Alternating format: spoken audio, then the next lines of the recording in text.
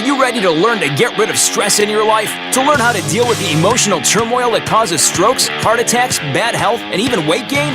Life-changing habits for work, family, and everyone you deal with start here with Andrew Wittman. It's time to get warrior tough. Here's Andrew Wittman and Dutch Coleman. Did you get that last pretzel down, Dutch?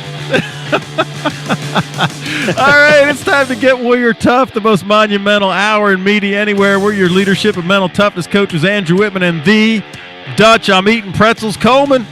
Yes, sir. Yes, sir. I'm here. That's awesome. You look great in your purple Nike shirt. Is it purple? No. It's crimson. Is that crimson? Oh, you should have just went with purple. I mean, the lighting's not good in my studio. Oh, okay. All right. Nice. I love it. Hey, if you want to get in the conversation on the Twitter, use the hashtag #GetWarriorTough. You can find Dutch at the Dutch Coleman. I'm at Warrior Tough PhD. Hit us up on the website, getwarriortough.com. The number to the office is 864-977-1443.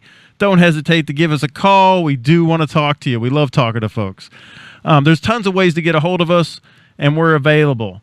Dutch, last week we talked about the pursuit of happiness, and we were talking about, and we were getting into the show, and you're like, man, we could make this 2 shows. So what we're going to do is kind of follow up on what we talked about last week. What is it that successful plus happy people do differently? And just kind of recap, right? There was 4 areas that both successful and happy or fulfilled folks out of this Harvard Business School study said that they pursued activities that produced pleasure and satisfaction, which is fleeting, but they pursued activities that got tangible results. So it was an actual tangible thing you could put your hands on. Then they pursued activities that made a positive impact on the people who matter most to them. And then all 3 of those could be fleeting. But the 4th thing was they tied it together by pursuing activities that was a legacy. It would pass on their values and knowledge to others. And this week we want to talk about how to do it, the process of doing those 4 things. Because you and I, our whole shtick in the Warrior Tough process isn't just telling people what they need to do. My whole life I've had mentors and teachers telling me what I need to do, but nobody could tell me a practical, actual step-by-step process that I could do. And, that's what we do. And that's key. I mean, when you're talking about yourself, a lot of us, people look at us and they think, oh, they do that naturally. That's just who they are. They were born that way and all that. So a lot of people, it stops there and they don't even, explore any further because we attribute it to that's just how they are, right? Yeah. So we take it to the next level. We're here to prove to you, no, it has nothing to do with how I am. It has to do with who I am, but it's more of a how than anything. And what the how becomes a process. So how do you do something? I need to show you how. I need to speak to you on the how instead of just the what. And as you alluded to, everyone's been telling you what to do your whole life.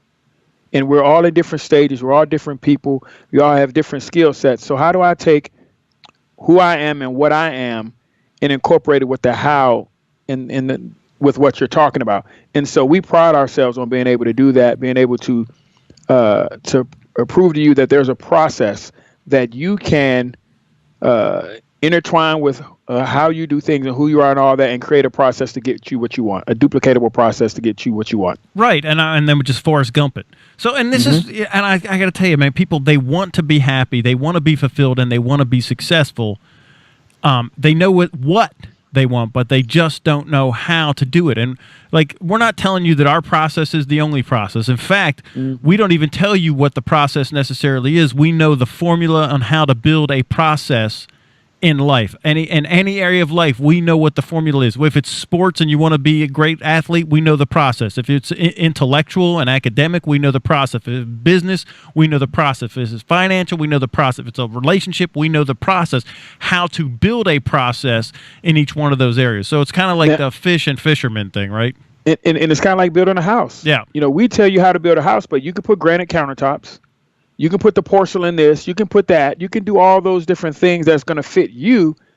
But at the end of the day, you can build a house. So if I teach you how to build a house, that house can look like anything that you want it to look like. But it's going to be a house. It's going to be a sustainable house that's going to last for however long the materials, the type of materials you use. You're gonna, choose the strength of the materials. You're gonna do it, but you know how to. I taught you how to build a house, so we're gonna teach you how to build a process to get you the final product that you want. So that's what we're doing. Absolutely. And so here, buckle up, because we're gonna go over actual behaviors, stuff to do, because. And again, this is part of the Warrior Tough process, part of what Dutch and I teach at the Mental Toughness Training Center.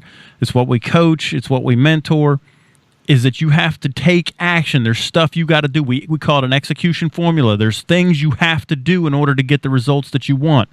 Not just sit on the couch and go, well, someday, maybe those results will happen if I get lucky.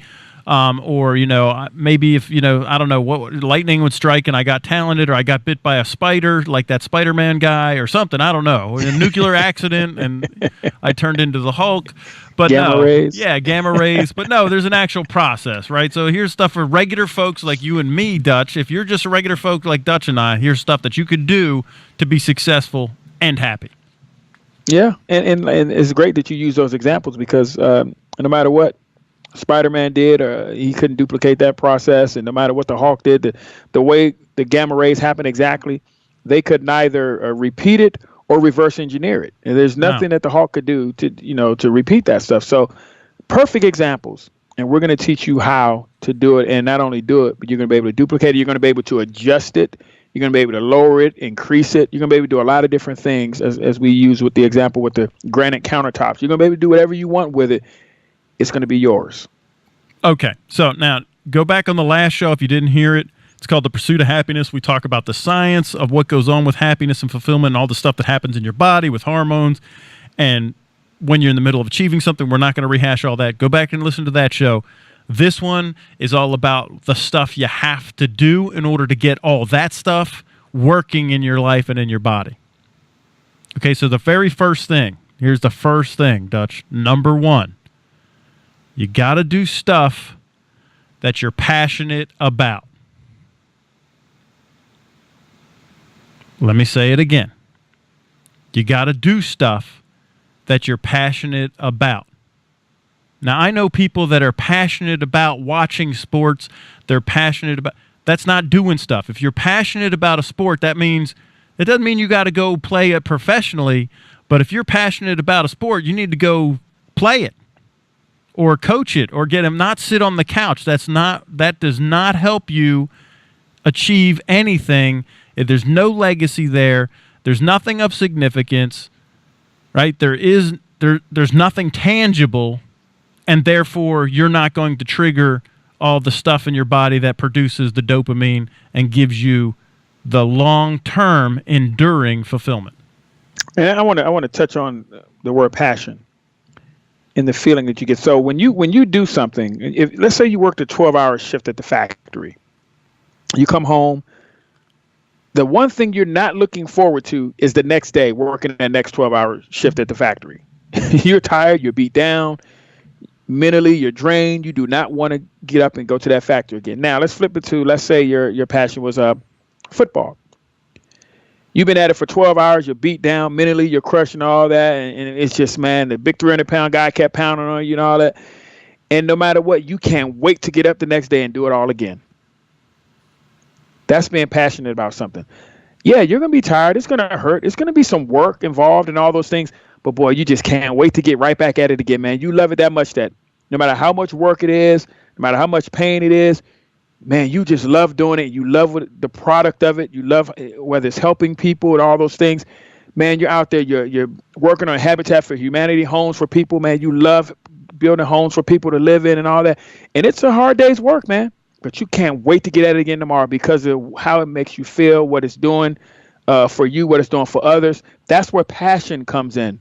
One, you don't want to go back. The other one, no matter how it felt, you can't wait to get back out there. Right. And I know folks at home they struggle with this because our clients struggle with this more than any other thing.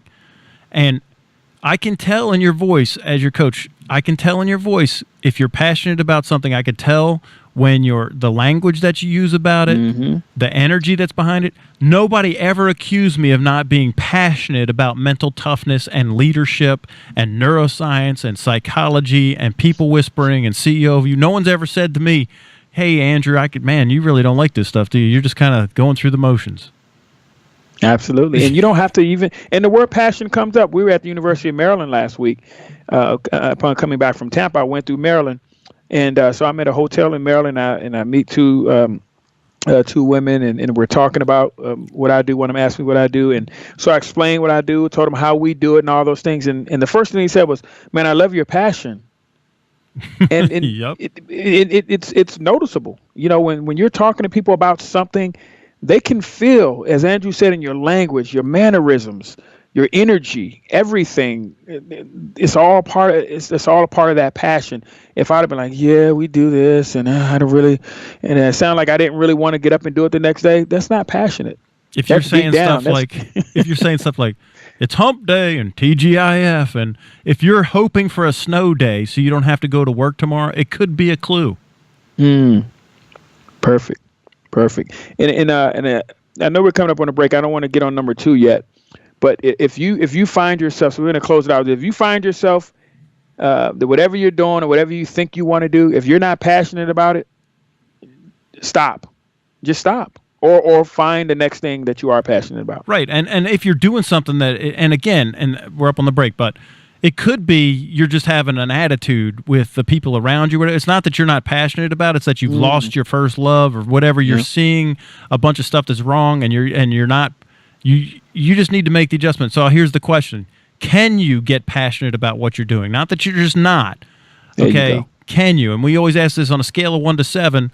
7 being I love what I do, 1 being I hate it. If you're not a 6 or a 7, can you get there? So ask yourself in your job, whatever that you do, if you're not a 6 or a 7, can you get there?